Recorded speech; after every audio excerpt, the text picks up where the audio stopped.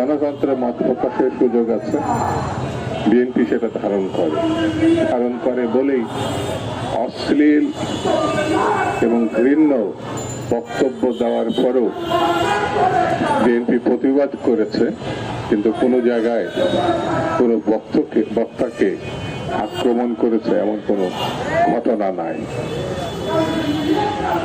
বিএনপির নেতা কর্মীরা অত্যন্ত ধৈর্যশীল। তারা স্বাধীনতার ঘোষক শহীদ জিয়ার অনুসারী, বেগম জিয়ার অনুসারী, তারেক রহমানের অনুসারী। তারা গণতন্ত্রের অনুসারী।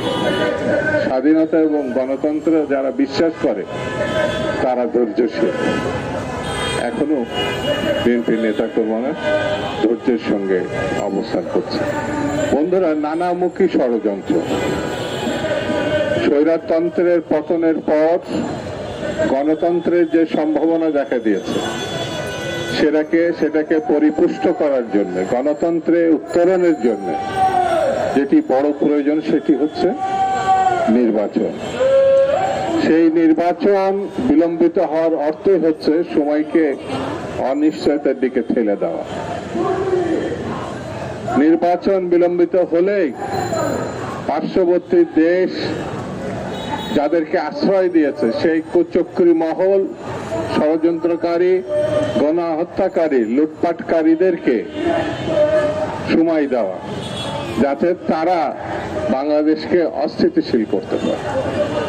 বড় একটি দেশ গত বছর থেকে গণঅভ্যুত্থানের পর তাদের আশীর্বাদ পুষ্ট শেখ হাসিনা তাদের দেশে পালিয়ে যাওয়ার পর এই দেশটি অবরতভাবে অনবরত মিথ্যা কথা সারা বিশ্বে প্রচার করছে। বাংলাদেশের সংখ্যালঘুদের নেতারা আপত্তিকর কথাবার্তা বলেছে। বাংলাদেশকে ধন্যবাদ তো জানাই নাই স্বৈরতন্ত্রের উৎখাত করার জন্য। তারা মুখোশধারী গণতন্ত্র, তারা গণতন্ত্রের কথা বলে কিন্তু সেটা মুখোশধারী গণতন্ত্র। সেই জন্যে আমাদেরকে ধৈর্যের সঙ্গে পরিস্থিতি নিয়ন্ত্রণ করতে হবে।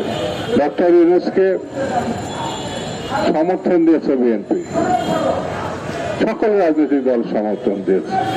গণতন্ত্রে উত্তরণের জন্য নির্বাচনের প্রশ্নে, গণতন্ত্রের প্রশ্নে আমাদের নেতা জনাব তারেক রহমান তার সঙ্গে যখন বৈঠক করেছে তখনই কি বাংলাদেশে স্থিতিশীলতা ফিরে এসছে, আশার পরিস্থিতি সৃষ্টি হয়েছে।